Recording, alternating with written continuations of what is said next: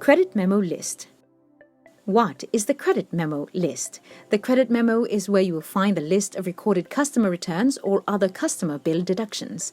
This is also where the staff in charge can create, edit or delete their recorded customer returns or deductions.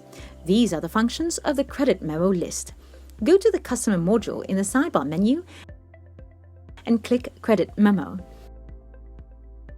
In the Credit Memo window, you will notice the following functions. First, date range. If you wish to filter using the date of the transaction, set the desired date from and date to, then apply. Second, search bar. If you wish to search for the specific transaction using the reference number, customer name or specific remarks, click the magnifying glass icon to apply. Third, advanced filter. If you wish to filter the transaction's common information, example, you're looking for a transaction with the same customer or customer type. To filter, click Apply.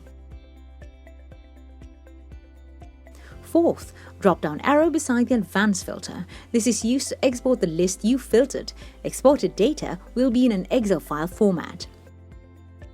Lastly, Gear button. You have the option to choose what columns you only want to appear in the Credit Memo List.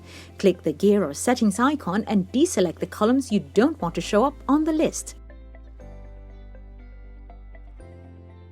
On the other hand, you can right-click a certain transaction and select from the following options. Attach, if you want to attach a document to the transaction.